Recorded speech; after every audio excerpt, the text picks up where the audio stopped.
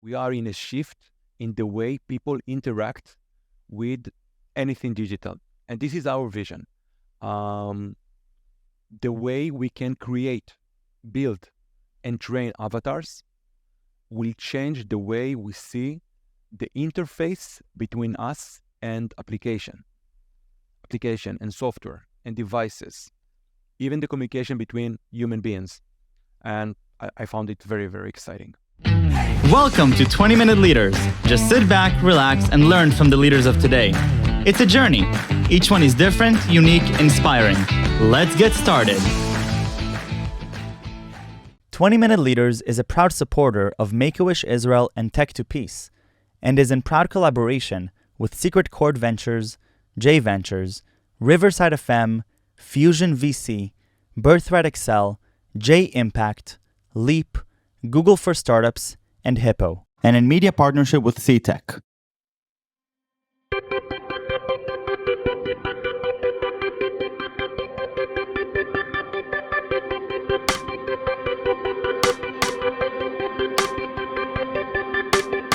Tomer Zuker, thank you so much for joining me on 20-Minute Leaders. Thank you for being here. How are you? I'm good. Thank you for inviting me. Thank you so much. Where are you calling from now? From Israel, in a city near Tel Aviv. So it's evening now in Israel. Yep. And and I'm happy to have the discussion with you today. Well, we're having this discussion at a very interesting time because obviously the world that you're in with DID, you're formerly the world you were in with OpSWAT and the other organizations and the AWS and part and others. You've obviously been at the forefront of emerging technologies, emerging categories, and the world that we're entering now that it's been a year since the coining of the terms generative AI, I guess. DID has been taking part in this categorical building for a while now, but before the concrete terminology, but now it's really becoming clear. Digital avatars, I believe, they say are going to become a $400 billion market by 2030. This is going to be certainly a part of everything that we know and hear and understand. A lot of the interaction that we're experiencing right now is likely to become avatarized, if you will. And so a lot of changes are going to take place. So I'm excited on one hand to pick your brain on these transformative changes that are going to take place. I'm also excited, though, to hear your own personal journey, and I want to just start with that. I want to start with the fun fact you shared with me, the fact that you were a private investigator. What's that about? That's my dark history. So that's a funny story. To be honest, it was quite, coincidence, whatever, but I served in the IDF, the Israeli Defense Army, as an officer in the military police. So I've gained some experience around that. I didn't see that as my career, but as, a young person, whatever, I got this interesting offer from one of the biggest private investigation firms in the country. It was quite far from my dreams. I think it was before I've started my business studies, bachelor degree, and I was like independent private investigator. And to be honest, it was wild ride. I did that for a few years, and I had an opportunity to meet so many people, quite different one of each other. So I could run an investigation in the morning with criminals, and in the evening with a general manager of a bank. So it's almost like being a chameleon. You had to adjust yourself, to the other side. So I found myself doing a lot of creative stuff in a gray area. I don't want to spend more time around that. obviously, but I think, retrospectively, I think that was a great opportunity to learn more about people, how people act, how people think, um, how to get the most out of each of interaction. And I definitely see it as one of the tools I'm using also today as a marketing manager. In the end, marketing is people, is behavior, is a lot of psychology. And the way you can impact others to share with you a discrete information without any way you can force them to do that, you can find some, similarities with what marketers, do. We're trying to impact the behavior of the other side. So it was fun, but in a certain point of time, I felt that this role like took over myself. It was very intense, emotionally.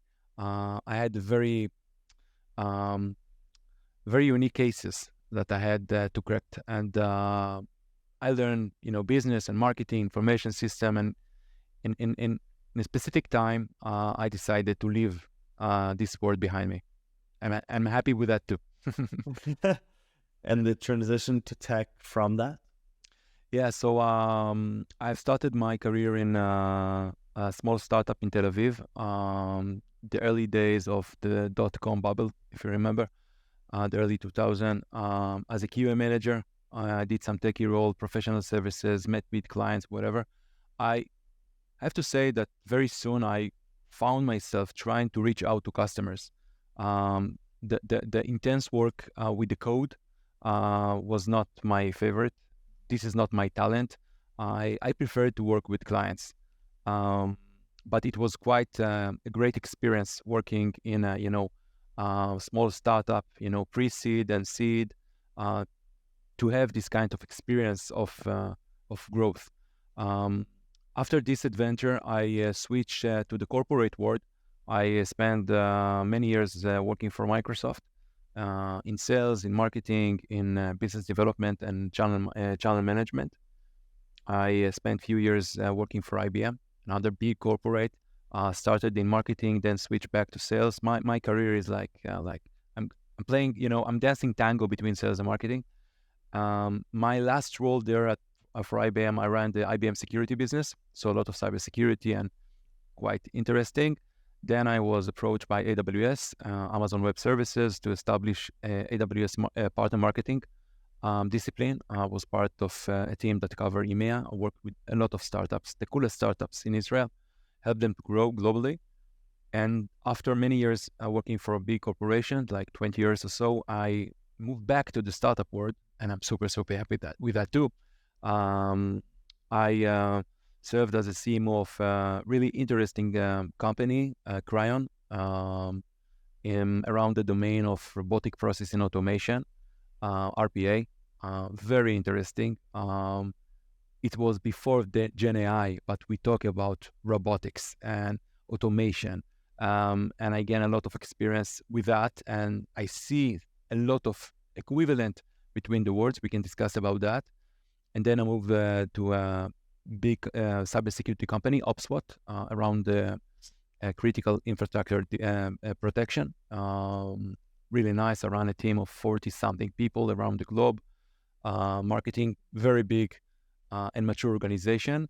And then I got an approach from DID, and it was a match because I spent a lot of time exploring Gen AI way before I joined DID, the company. And it was a perfect match because it is a passion for me. As a marketing manager, I saw immediately the huge potential of Gen AI as a game changer in a lot of industries. So I started to write about that and explore that. I also, by the way, have a podcast. So the third season of my podcast with a colleague, with Eyal, we dive into the Gen AI world in the beginning. And one of the people we interviewed was Gil, the CEO and the co-founder of DID. Yeah, it's small world. Incredible. Okay, so let's jump into the world of even before DID specifically as an organization. Let's talk a little bit about the transformational shift that we're seeing with avatars. What is this all about? We're hearing digital avatars all the time. Yeah. What is happening here? Yeah, so we, met this term avatar many years ago. Not only in, science fiction movies, obviously the movie Avatar, but as a concept. We met that on the metaverse. Like people create their own avatars on social media. We met that, and of course, video games and such. I think the big difference between the traditional avatars, if I can say, to the current avatar is that the current avatar are AI based. They are based on LLM, large language models. So they are not like script avatars. Um, they have brain, they have personality, they have voice, they have skills, and this is exactly the turning point that we are now in the end of 2023, in the beginning of 2024, we're standing. We are in a shift in the way people interact with anything digital. And this is our vision. The way we can create, build, and train avatars will change the way we see the interface between us and application and software and devices, even the communication between human beings. And I found it very exciting. What are the really biggest opportunities you think in terms of the workflow integrations of avatars that perhaps are we should expect to see over the next few years rolling out? I mean, where really are avatars going to be, huge shifts that and also how do you think that the consumers will respond to this from an average person's level? Yeah. So first of all, the big analyst firms like Gartner and Forrester have started to review and explore this market. There is a very interesting report from Gartner that predict that by 2025, avatars that will use text to video, generative AI will support 70% of digital and marketing communication. 70% Wow. by 2025. 2025 is not far away, right? It's very soon. So what we see and what I believe is that during 2024, we will move from the hype around Gen AI to the more established and mature market. We have started to see that where big enterprises have started to explore Gen AI as a platform and also started to run pilots and proof of concept using our technology, and to find the right fit between this technology and their own business needs. We see two main domains, maybe three domains, that organizations, companies will benefit from AI avatars. One of them, and for me, I think it's the number one in terms of the priority, is customer experience. Okay? Think about any kind of interaction you have with your customers, with your partners, or vice versa. You have some limitations, right? Currently, there is a human factor between you and your customers. By using AI avatars, you can train them on the data set of your organization. You can increase your availability. You can localize those avatars to speak in various languages. What we are seeing and developing is what we call emotion or sentiment analytics, which means the avatars will sense you. They will analyze the way you interact with them, and they will adjust themselves to this kind of communication. So we are not talking about plain chatbots or virtual assistants. We are talking about a mixture of the capability of ChatGPT or Bard or any kind of AI-based chatbot, but with a layer of a face and a voice and a gestures. And this kind of additional dimensions make the change, because as human being, we prefer to interact with other human beings. This is the way our mind and brain is wired during the course of evolution. By creating a dialogue with a human-like figure, you can gain higher level of trust, and trust lead to confidence, and confidence lead to conversion and satisfaction. And this is the way that we see the market, and the shift has already started. So customer experience is number one. The second place we see benefits, it's sales and marketing. Okay, think about any kind of interaction between the organization and their target audience. Okay, you can generate a video, personalized videos, or personalized emails in scale. Okay, just to give you like an example. Today, we launch a huge campaign using our own platform to our own customer base. When we create, I cannot say the number, but many customized Santa Claus we created on the studio, on the Creative Reality Studio DID, and those videos are being personalized by using the names of our customers, and we are, delivering those videos through email marketing and such. And we see the difference between plain or non-personalized video versus personal video. So for me as a VP marketing, this is the way I can create growth. This is the way I can diminish churn or satisfy and delight my customers. So any kind of engagement or touch point between the organization and its target audience can be enriched and enhanced by using AI avatars. So these are only two examples. Incredible. Okay, so you mentioned, the concept of trust and the behavior, and you mentioned that there's some ways to increase the trust, and there's different humanizational factors that go into the avatars, like the sentiment analysis, and the fact that you're able to actually adapt to the behavior of the avatar to the persona on the other side. How do you think that the general public will react as more and more of their interactions will be with avatars in the context of their own expectations?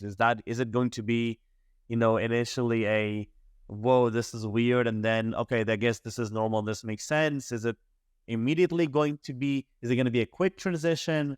Could it be a failure of a transition? I mean, how do you see this, the next 2-3 years playing out?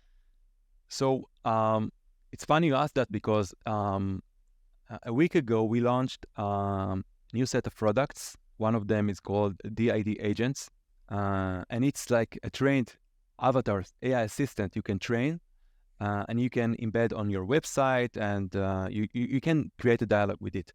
But DID Agents is only one part of what we called natural user interface, or NUI in short. This is the evolution of GUI, graphical user interface. So we use the word evolution when we talked about the way people interact with anything digital.